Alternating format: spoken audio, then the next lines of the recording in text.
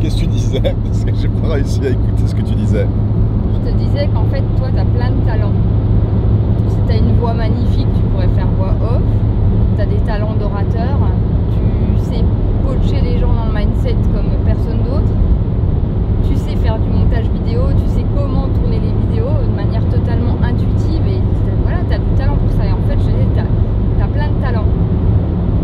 Tu dis ça, mais moi, je ne sais pas apprendre. Je ne sais pas apprendre, je ne sais pas comment on fait. Mais justement, je te dis, enfin, moi, ma façon de voir les choses aujourd'hui, c'est que je me dis, tu es aussi doué, probablement parce qu'on ne te l'a pas appris. Parce que tu dis toujours, je ne suis pas enseignable. Mais oui, mais c'est justement parce que tu n'es pas enseignable, mais parce que quelque part, tu n'es pas formaté. Et vu que tu n'as pas été formaté, ben, ton esprit, il a la place pour être totalement créatif. Et donc du coup tu fais les choses de manière totalement naturelle, totalement intuitive et d'une manière créative. Parce que t'es pas rentré dans le moule. et tu sais, moi il y a pas mal d'années en arrière, je faisais partie de ces personnes qui pensaient que c'est important de faire beaucoup d'études, il faut avoir des diplômes pour réussir dans la vie, c'est essentiel. Et c'est ce qu'on nous apprend. Tu sais, quand tu sors de la filière générale après le collège et que tu vas dans les filières plus technologiques ou techniques, etc., souvent tu étais apparenté comme un cancre. En gros, tu es nul à l'école, tu es le cancre, donc on te met dans le système en alternance, dans un schéma professionnel tout de suite parce que tu n'es pas capable, parce que tu es plus bête que la moyenne. Alors qu'en fait c'est totalement faux et je me dis mais même moi j'ai été bête de penser ça parce que j'avais un modèle tous les jours chez moi avec mon papa qui était comme ça, qui était soi-disant le cancre mais en fait pas du tout. Et il n'a pas fait de longues études, il a pas son bac et pourtant il est devenu chef d'entreprise et il a très très bien réussi, mon papa. Et toi c'est pareil, je veux dire, t'es sorti du système scolaire parce que ça te convenait pas du tout, assez jeune, et finalement c'est comme si tu étais multipotentiel. Mais je me rends compte aujourd'hui avec ce que j'observe autour de moi, les personnes qui réussissent dans la vie, c'est pas du tout forcément ceux qui ont fait beaucoup, qui ont un niveau d'études très élevé.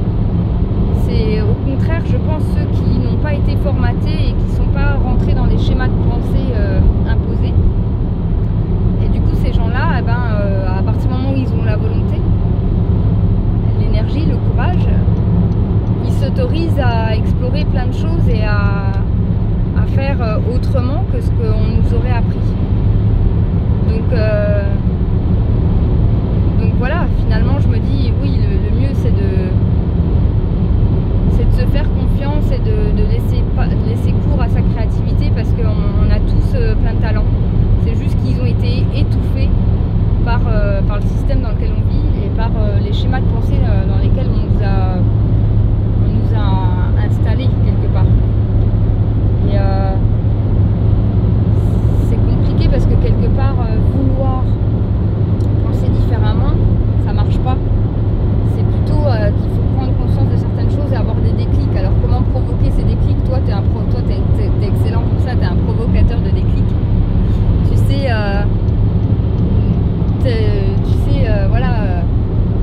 je sais pas comment dire, mais juste avec quelques mots, tu déclenches des choses chez les gens. Et quelque part, c'est leur donner la possibilité de laisser s'exprimer ce potentiel qui était déjà en eux.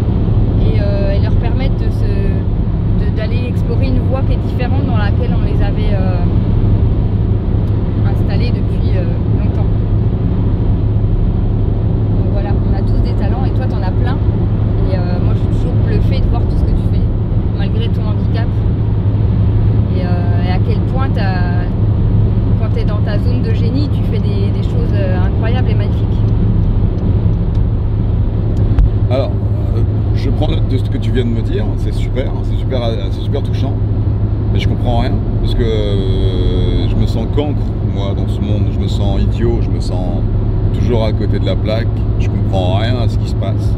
Quand on m'explique un truc, j'arrive pas à l'assimiler. Quand je dois regarder un truc, si je le fais pas moi-même, en tant qu'autodidacte, si je je fais pas moi-même les choses, je les apprends pas. Mais donc dès que quelqu'un me montre à faire quelque chose que je suis censé répéter, j'y arrive pas. Donc du coup je me sens vraiment bête. Alors j'ai mis ça sur le compte de plein de choses. Est-ce que ça rentre dans les troubles du spectre autistique ou pas? Je sais pas, mais en tout cas la vérité c'est que moi je me sens bête dans ce monde, même si t'as beau me dire là, je te remercie, hein, t'as beau me dire que je fais plein de choses et que je sais faire plein de choses. C'est vrai, je pense savoir tout faire à un détail près, c'est que je suis pas enseignable, ça je sais pas apprendre. Mais en fait, c'est pas tant que t'es bête, c'est que t'es pas conforme. T'es pas dans la norme. Donc forcément que t'es en décalage complet avec la plupart des gens, parce que on a tous été à l'école, on nous a tous installé des programmes dans notre tête sans même qu'on le sache. Et toi, très jeune, je pense que tu as eu conscience de ça, c'est parce que tu es ça simplement. Et que finalement, tout ce que tu as appris, c'est pas parce qu'on te l'a enseigné, c'est parce que tu l'as compris par toi-même, ou par observation. Mais voilà, c'est ça que je voulais dire, c'est que finalement, c'est à la fois ta force et à la fois ce qui te fait défaut parfois, parce que ça crée un décalage comme ça avec plein de gens.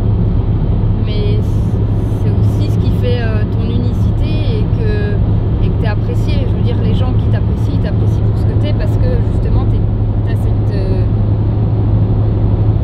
plus que différence, cette unicité là. Et moi je vois plus, parfois oui, ça peut être un handicap, mais souvent c'est une force. Ouais, enfin je le vois plus comme un handicap qu'une force, hein, parce que tu me dis oui, je suis apprécié.